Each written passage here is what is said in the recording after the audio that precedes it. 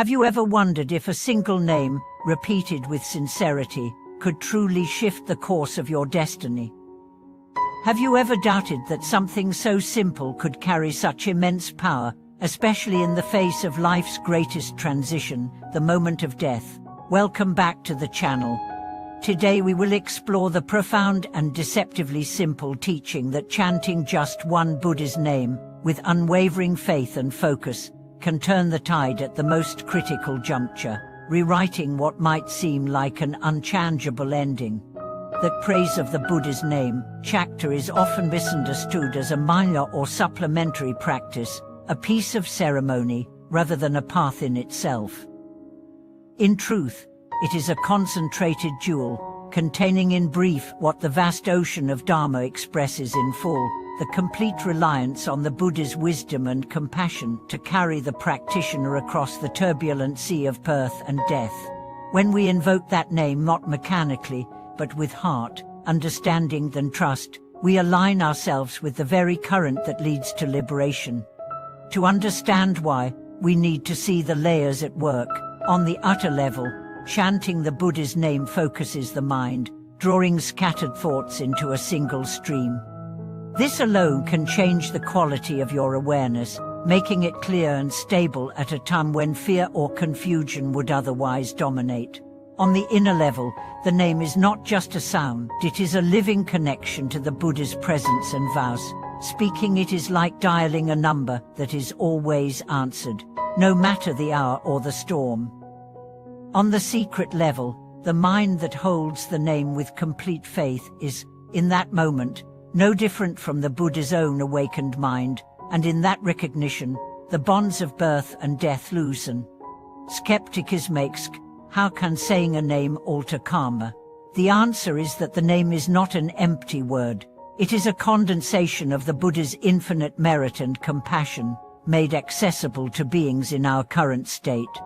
Karma is powerful, but it is not a fixed prison, it is a pattern. When you bring a pattern of limitless purity into contact with the knots of negative karma, the knots can loosen, especially if the contact is made in the heightened clarity and urgency of life's final moments. There are countless stories from Buddhist history and from recent decades of practitioners who, despite a lifetime of mixed deeds, turned their whole heart to chanting the Buddha's name near death and experienced a peaceful passing, visions of the Pure Land, or a complete shift in the atmosphere around them. The key in every case is sincerity. One master put it simply, even a drop of medicine can cure a great illness if it is the right medicine and taken in time. The Buddha's name is the right medicine for the illness of samsara, and the time is always now. Consider the case of an elderly man who had lived a largely secular life, busy with work and family, with little thought for practice. In his final illness, a friend began visiting daily, encouraging him to repeat the name of Amitabha Buddha. At first, the man was restless and skeptical. But as the days passed, he found comfort in the rhythm of the name. In the final week, he began to chant on his own, sometimes through the night.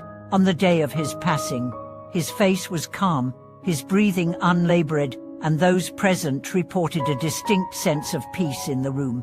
He had met death not in fear, but in the embrace of a vow that transcends death.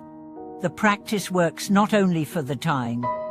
For the living, chanting the Buddha's name is a way to train the mind so that, when the moment of death comes, the habit of turning toward the Buddha is strong and natural. Without training, the mind at death will follow its strongest habits, and for most of us, those habits are scattered, clinging, and fearful. By chanting regularly now, we prepare the ground so that when fear or confusion arise, they are met immediately by the stabilizing presence of the Buddha's name. That praise of the Buddha's name's chapter is like a distillation of the entire Pure Land path. It doesn't demand that you master a library of texts before you can start. It simply asks that you commit fully to this one thread, holding it steadily through joy and sorrow, through health and sickness. Over time, this thread becomes unbreakable, and it will hold even when your own strength fails. There is also a deeper reason why one name can change everything. In the Pure Land teaching, the Buddha's vow is not just to guide those who have practiced perfectly, but to welcome all who call upon him with sincere faith. This vow is boundless. It reaches into the darkest corners of human experience, into the moments when we feel least worthy, and says, "Even now, you can turn toward me, and I will come." In this light, chanting the name is not about proving ourselves, it is about accepting a hand that has always been extended. If you take nothing else from this teaching, take this: do not wait until you are at death's door to begin. Make the Buddha's name a companion in daily life. Chant when you wake, when you walk, when you work, when you rest. Chant when you are happy, and chant when you are discouraged. Let it be the thread that weaves through your whole life, so that when you reach the final chapter, it is not a stranger's name you call, but the name of a dear friend you have walked with all along.